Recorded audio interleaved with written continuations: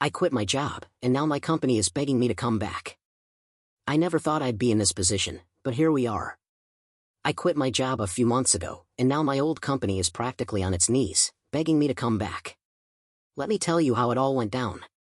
1. The job I once loved, until everything changed. For background, I, 32M, used to work as a senior project manager for a mid-sized tech company. I had been there for 6 years and was known for getting things done. I loved my job at first. I had a great team, awesome coworkers, and even a solid work-life balance. My projects were successful, and I even helped land a few major contracts that put the company on the map. But then, upper management decided to shake things up. Enter Ethan, 45M, the new VP of Operations.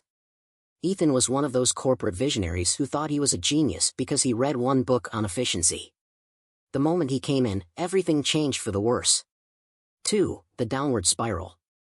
The first red flag? Ethan thought he knew everything. He started implementing random changes without consulting anyone. He cut budgets on important projects, leading to delays. He laid off some of our best employees because he thought the company was overstaffed. And worst of all, he treated people like garbage. He didn't respect experience. He micromanaged the hell out of everyone. And if you dared question his decisions, you were not a team player. I stuck it out for a while, hoping things would improve. They didn't. Instead, I watched some of the best people in the company start leaving. The office vibe went from collaborative to toxic. Morale was in the gutter. Then came the final straw. 3. The final straw, and my exit. I was managing a massive client project, one of our biggest accounts. My team and I worked insane hours to make sure everything went smoothly. We crushed it. The client was thrilled.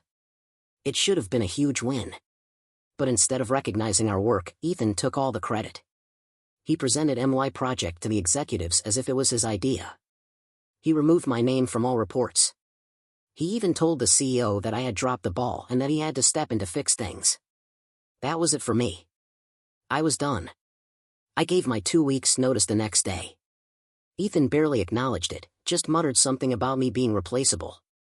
So I walked out with my head high, and straight into a better job offer.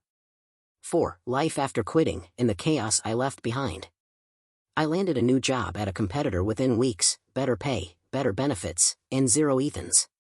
Meanwhile, my old company, it started falling apart. Turns out, I wasn't as replaceable as Ethan thought. My departure caused a chain reaction. Several key people followed me out the door. Projects started crumbling. Without experienced managers, deadlines were missed, clients got pissed, and contracts were lost. Morale hit rock bottom. The company was now known as a toxic workplace, and recruiting new talent became impossible. And Ethan? He was struggling.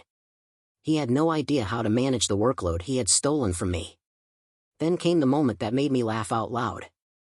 5. Can we talk? The desperate call. A few months after I left, I got an email from my old director.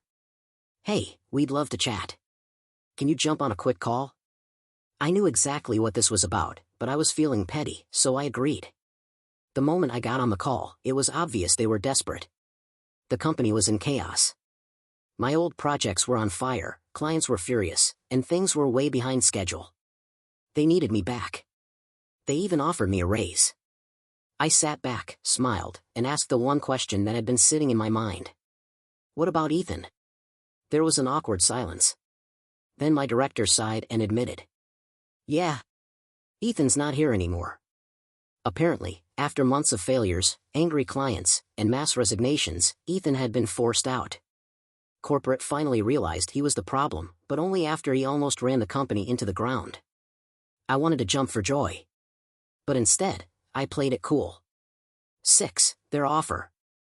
And my response. They made me a huge offer, a higher salary, full benefits, and even a leadership role. It was tempting, but I already had a great job at my new company. I wasn't going to just run back. So I told them, I'll think about it. Then I did exactly that, for all of 5 minutes.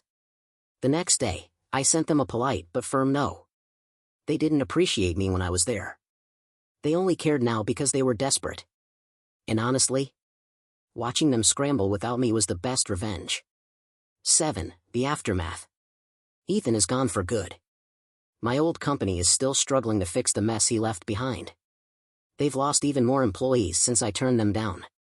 My new job. Absolutely amazing. And the best part? I have no regrets. They thought I was replaceable. They were dead wrong. Update: I quit my job, and now my company is begging me to come back. Spoiler alert, things got even worse for my old company. 1. They made a final, desperate offer. After I rejected their first offer, I thought that was the end of it. Nope. A week later, I got another email, this time from the CEO himself. It was a long-winded message about how they valued my contributions and wanted to move forward in a positive direction. Then came the real reason for the email. They were offering me nearly double my old salary to come back. Yep. They went from a small raise to offering me an insane amount of money. Now, I won't lie, this actually made me pause. It wasn't just the salary. They were throwing in a huge signing bonus. A leadership role where I'd report directly to the CEO. Total autonomy over my projects. It was tempting. But I had one major concern. What's the work environment like now? The CEO assured me things had improved significantly. Spoiler, he was lying. 2. My spy on the inside. Before making any decisions, I reached out to an old coworker who was still there. His response? Dude, it's a dumpster fire. Apparently, after Ethan got fired, leadership was scrambling. They still had no clue how to run things. Key clients had left. Some of our biggest contracts? Gone. The remaining employees were miserable. Workloads were unbearable, and people were leaving weekly. Then he told me the best part. The CEO was looking for someone to fix everything because they were on thin ice with the board. Translation: they weren't hiring me because they valued me. They were hiring me to be their scapegoat if things didn't improve. That's when I knew I wasn't going back. 3. My final response. I crafted a professional yet brutally honest response. I appreciate the offer, but I've moved on. I do hope the company finds a way to recover, but I no longer believe it's the right place for me. I expected a polite reply. What I got instead was pure comedy. The CEO responded with guilt-tripping about how people were counting on me. A condescending line about how I was making a mistake. A vague threat that the industry is small and I should be careful who I burn bridges with. That last part? Hilarious. Because guess what? My current company just poached 2 more employees from them. So if anything, I was burning a bridge that was already collapsing. 4. Where things stand now. My old company is still sinking.